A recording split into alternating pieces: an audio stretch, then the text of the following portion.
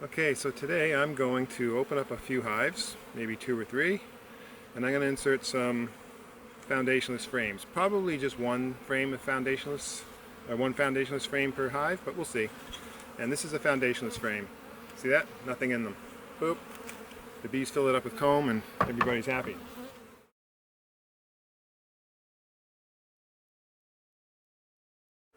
Most beekeepers use a foundation in their hives, in their frames I mean, and this is a piece of foundation. It can be white, it can be black, it can be this color.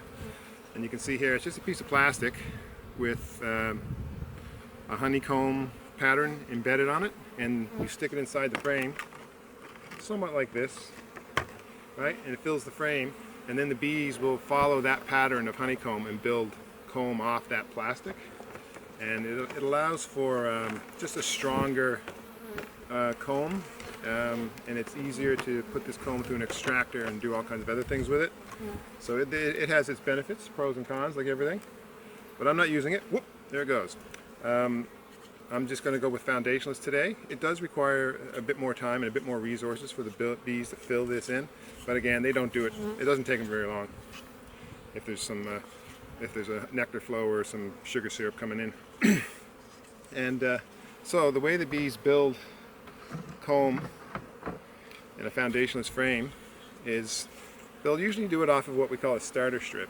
And this thing right here in the middle of the frame, in the top of the frame, this is just a piece of corrugated plastic, but you can use anything really. And sometimes you don't have to use anything at all. You can just have it and leave it blank and they'll still do it, but sometimes it gets a little funky. But if you give them a straight line to work on, they'll start building comb off of that straight line. That's it's just like, you know, a centimeter poking out. That's just enough for them to start building on, and they'll hang off of that and they'll just fill it in with comb, sort of like this, right? So, and this frame doesn't actually, this is a good example of what happens when you don't have a starter strip. But anyway, so they'll build it off the top of this and they'll just fill it in with comb. And you can see here, this one doesn't have a starter strip. See this here, I don't know if you can see it, this here line here, that's a groove. And you stick a piece of starter strip in there, a piece of wood, a no popsicle stick, corrugated plastic, or whatever. Sometimes you can buy frames that have starter strips on them, but whatever. And the bees will just hang, like I said, the bees will hang off it and build comb off it. But if you don't use a starter strip, and then on this one I didn't, you can see the bees, they didn't build the comb straight in the middle of the frame. So this here portion of the frame, this here portion of the comb is just right on the side. And this here one is more on the other side, though a little bit more centered. So just to make it less messy, we insert the starter strip. Right, so here's another blank frame. It doesn't have a starter strip, it's just got that groove going down the middle of the top bar. And here's one that's been used before, and it's got a piece of corrugated plastic going down the middle of that groove in the top bar. Anyway, that's it. We're going to put a couple of those babies in the hive. And right now I'm feeding my bees with an open feeder. And let's just take a quick look at something. Look at all that pollen they're bringing in. Pretty nice, huh? This is great. This is why the bees aren't in a good mood right now. Early spring, they're bringing in loads of pollen.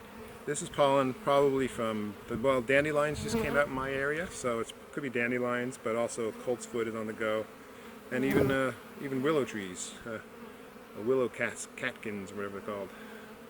Anyhow, so that's it.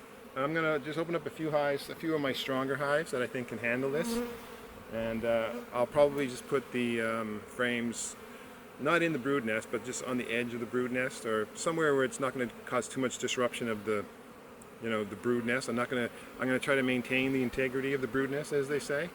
But I'm just going to put these blank frames in there so that they can start building comb in that too. So, because I want some fresh comb. I want as much foundationless comb as I can get. I'm just trying to get rid of all the plastic in my hives, and I don't think that's a practical thing for most commercial beekeepers, but I'm not really in this for the money, so off we go. Let's see what happens. Alright, so this is the first hive, or the colony living in this hive. And here's my foundationless frame. And I'm not using a smoker today. And I'm probably just going to do this off from the back side of the bees are so friendly today too. When they're in this mood, early spring, and a sunny day, and it's warm and they're just doing their thing, that's when they're in a good mood and you don't have to worry about them. I don't anyway. I love the spring. So I don't have any gloves on. I do have a vest, a bee jacket with the veil, with the hooded veil, and I'm using a little bit of water. This water's a bit cold, but it's not too bad. But it's just slightly sweetened water. It's not too bad. Nothing. It's not like no ratio of water to sugar. Just a little bit of water, just a little bit of sugar in there, and that's it. No gloves. I'm curious about this. I cut my hand, so I got some fresh blood on my hand, and I don't know how bees react to the smell of fresh blood, of human blood. So we're gonna find out. Anyhow, so I'll just dig into this, and I'll try to pick the camera up and get a good view. But I'm just going to dig into this hive. I'm just looking for one frame that I think the bees can live without, and then I'm going to replace it with this blank. And I use the syrup exactly the way you would use the spray. I mean, when I say spray, it's a mist. It's the finest. This thing is set on just the mistiest, barely. It's just a mist. It's not a spray. So, and you use it exactly like you would with like a smoker. So here's the bees. This is one of my hives. I think it's the only one I got left now. But it has, I'm using 9 frames in the brood box. And you can see down there, in the brood box, I mean the whole hive. But if you can see down there, you can see they're actually filling in that extra space with comb. And they started to do it here. They didn't start off that way, but they're doing it now. Oh, look, this is the pollen patty I gave them, just in case, because we had some really lousy weather for a while. And you can see they're consuming it or they're tossing it out. But these bees are the most gentlest bees I've ever had, ever. I've never been stung by them, I don't think. They're always super chill. I plan to either mate this queen or breed off of this queen this year, or maybe I'll give her another year before I give that to her. But she's just beautiful. These bees are just fantastic. So I sprayed them with a little bit of mist, just to gently push them aside. And there you go. I don't know if you're getting on that camera. Sometimes the beekeeping takes priority over getting a good shot.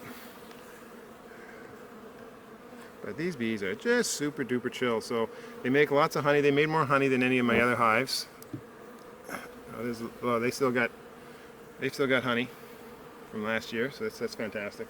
So that's the frame that I'm going to remove actually, because I know they already have more honey, so they can live without that frame of honey.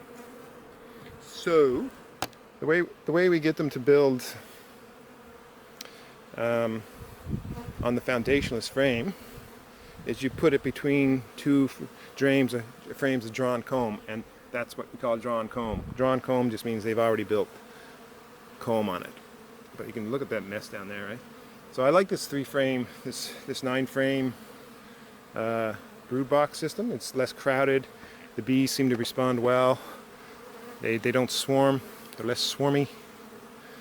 Oh, this frame is a hunk of junk. Look at that. I'll just give rid of this frame actually. This is a frame that I gave them last year, and they didn't build on it because it's plastic, and they don't always go for the plastic unless it has lots of wax on it.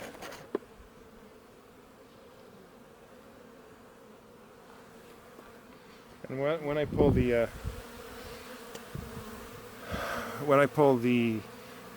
inner cover off, I like to lay it just in front of the hive like this, and so that they can climb up and walk into the hive if they need to. I don't know what these bees are doing. It's possible, once in a while you can actually spot the queen up here where she shouldn't be. This bee doesn't have any hair on her. Right there, her hair is all worn off. She's an old bee. There's one down there too. But anyway, looking good. Let's just get this done. Now see, I sprayed them and all the bees took off, and now the spray is sort of evaporated or just dissipated, and now they're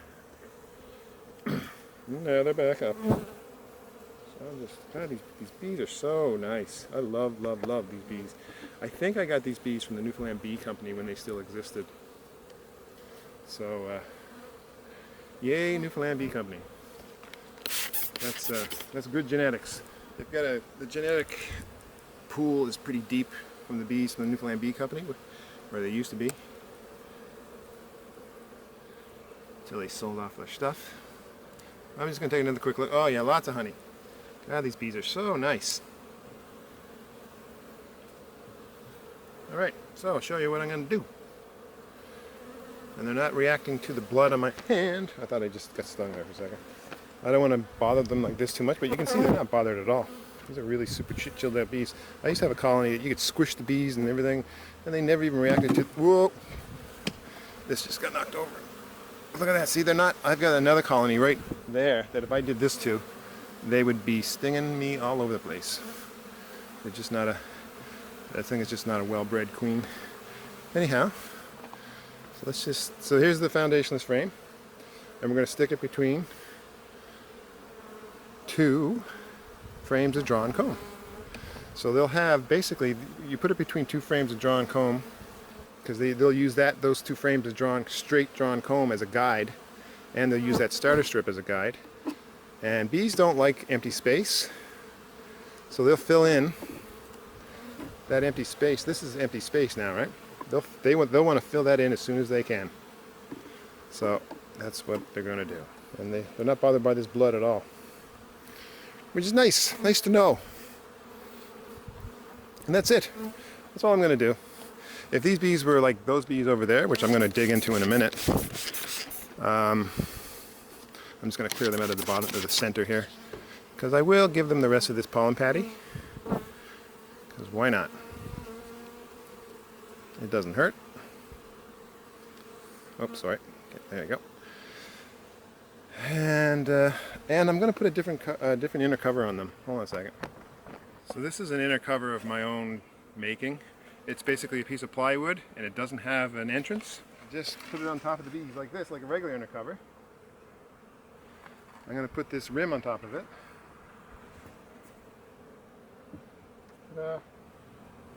Alright, I kind of goofed a bit, but anyway, you'll see.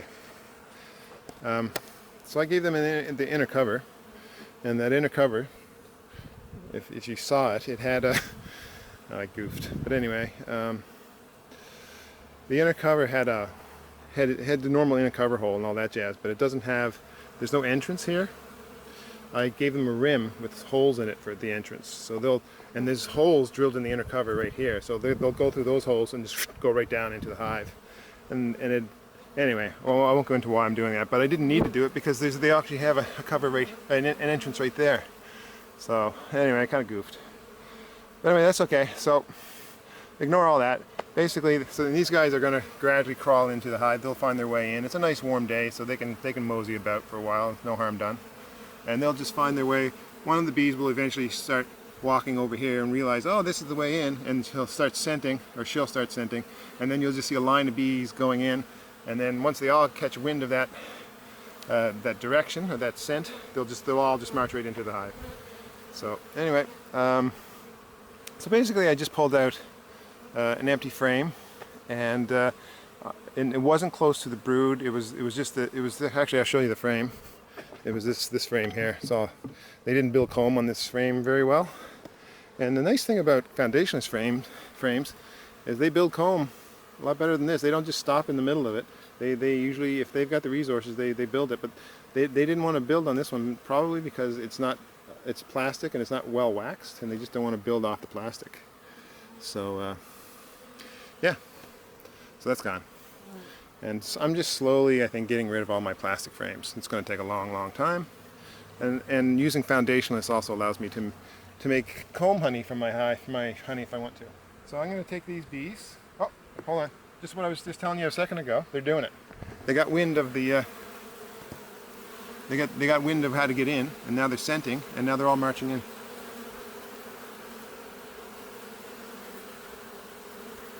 See, I'm not making this stuff up, man. This is real. It's not. See, now they're all getting the whiff of it. And they're going, okay, time to go. Because they just don't know where to go, right? So there they go, and they're all marching in. And in probably a few minutes, they'll all be back inside the hive, happy as can be.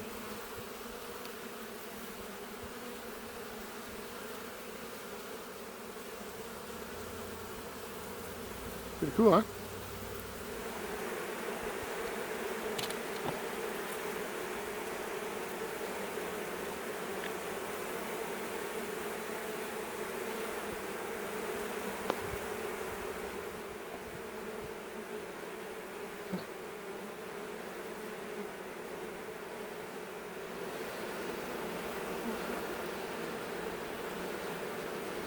You can see most of them are already going in there.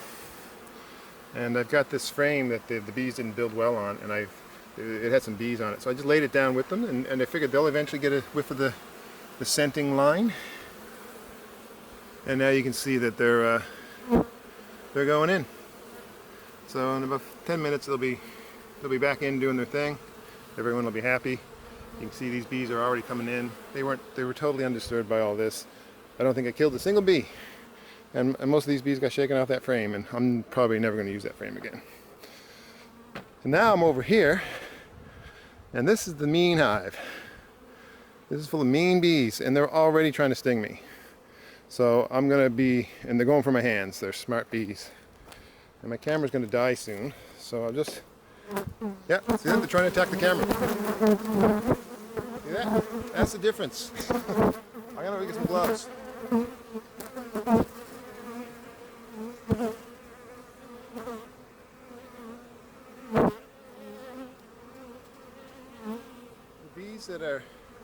For bees that are genetically more defensive than normal, like this hive, smoke would be better than syrup, than spray, not syrup.